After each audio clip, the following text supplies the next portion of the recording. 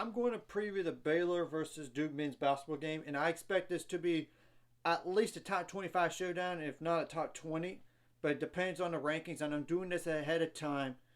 It's because Duke has not played since December 12th, and Baylor just they played Michigan State on December 16th. And we all know the result of that game. And Baylor's currently 9-1, and Duke is currently 7-3. But the Duke versus Baylor men's basketball game is going to be at 6 p.m. Central Time on December 20th on ESPN. Just to keep that in mind. And I will put in the description below the stats for Duke so y'all could see it. In addition, in the title, I will put where each team is ranked. And the game will be played in Madison Square Garden.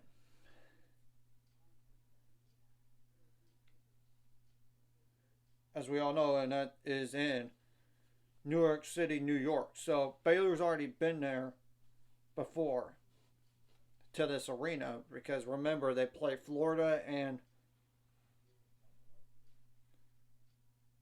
Oregon State earlier on this season. So it does help to get something familiar.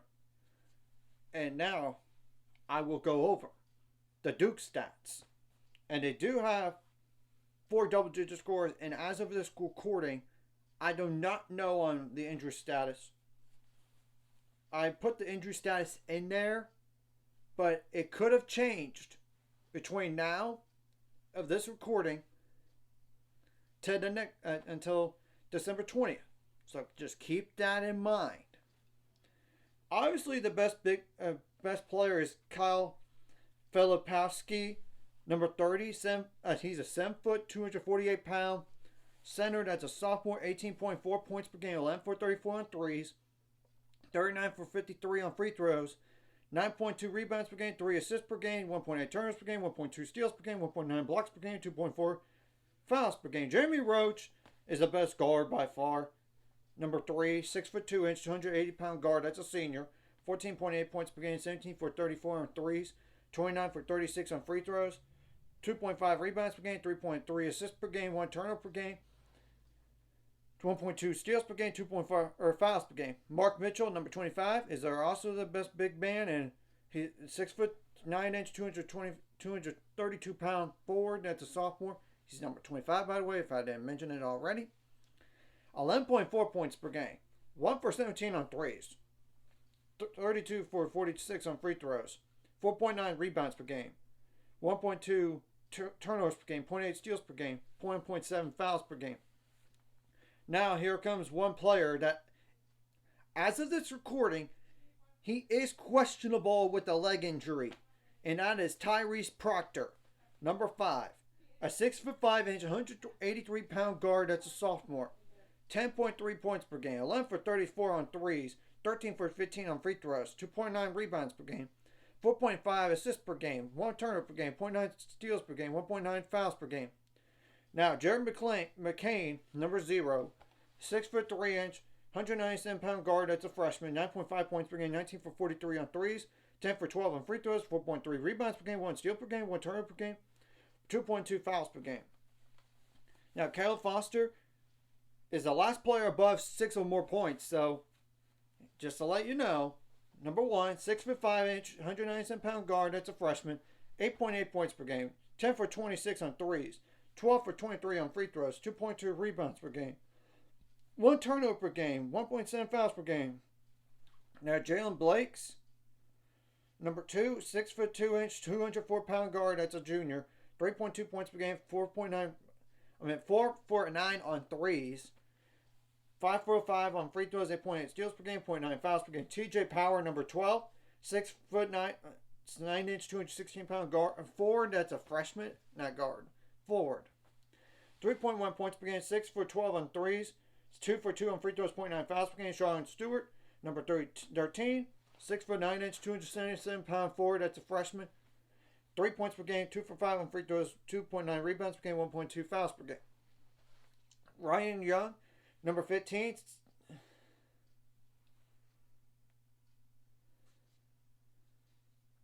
He is a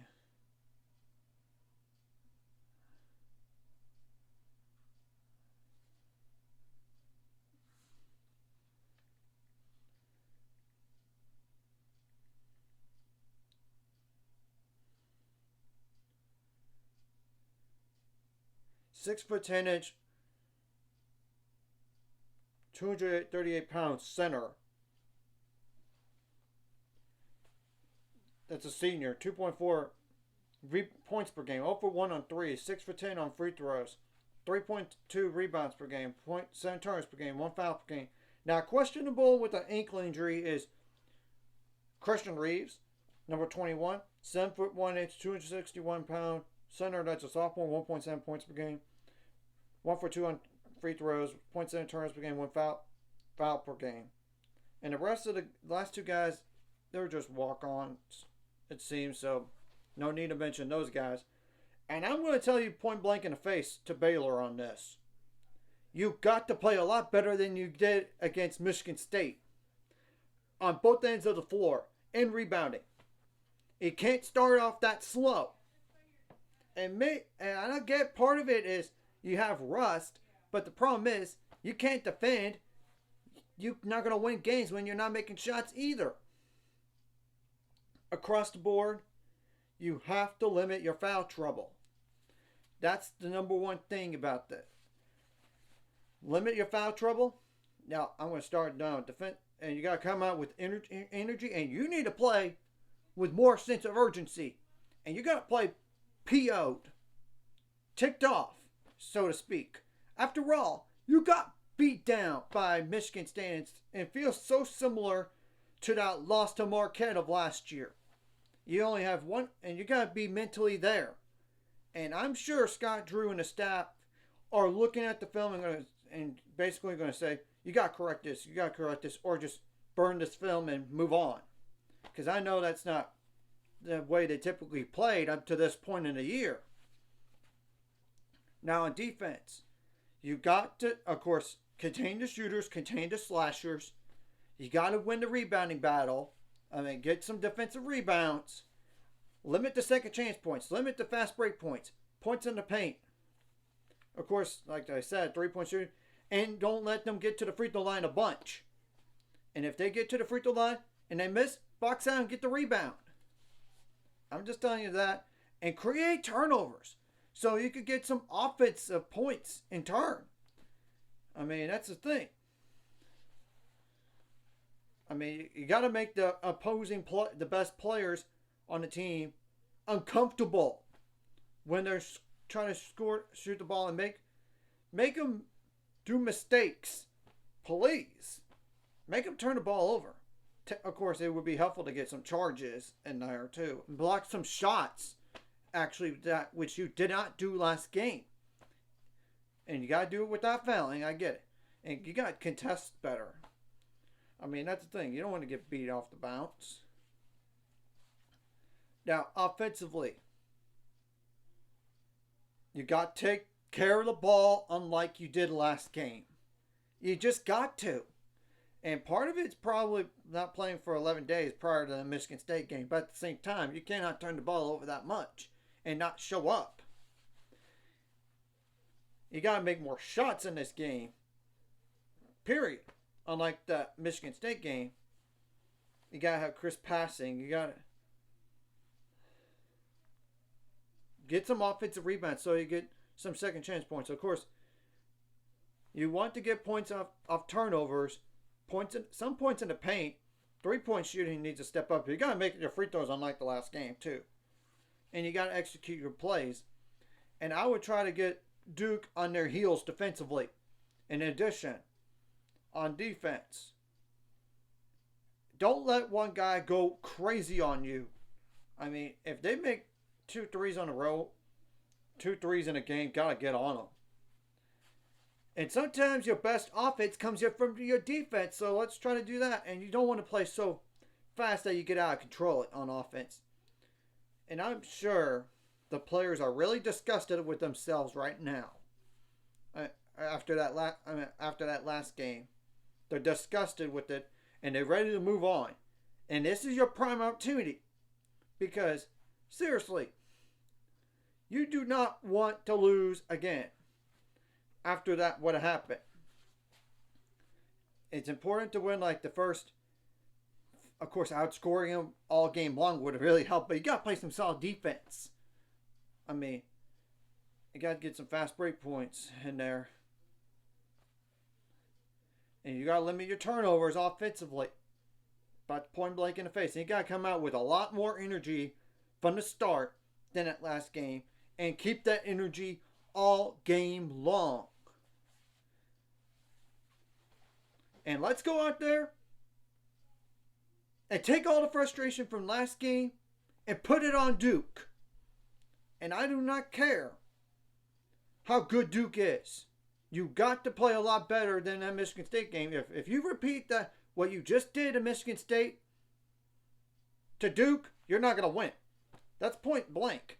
And Scott Drew knows that. That's the thing. And remember, a year ago, too, we lost to Marquette pretty convincingly. But then we played a tougher opponent, and we played a lot better. And I expect us to play a lot better in this game coming up. I really do. Because I have a hunch they don't want to keep that feeling of losing. And you got to find a way to respond from a loss, your first loss of the year anyway, or any loss in general. You've got to find a way to move on and learn your lessons and from what happened last game and just don't let it happen again. That's all I'm going to just say. And play with nothing to lose. I mean, be more aggressive. Be the aggressive team. Be the more physical team. And get into their heads. In Duke's heads. And don't let Duke get into your head. So, anyways, if you like this content, like and subscribe. I'll see you guys later on the road to 600 subscribers. Of course, the ultimate goal is 1,000 or more. So, make money out the scores. Liking the video, commenting the video really helps the YouTube algorithm. So more people can see it. Sharing the video does help as well. So more people can watch. And if you're watching and not subscribed, hit the subscribe button. It's free. Hit the notification bell as well.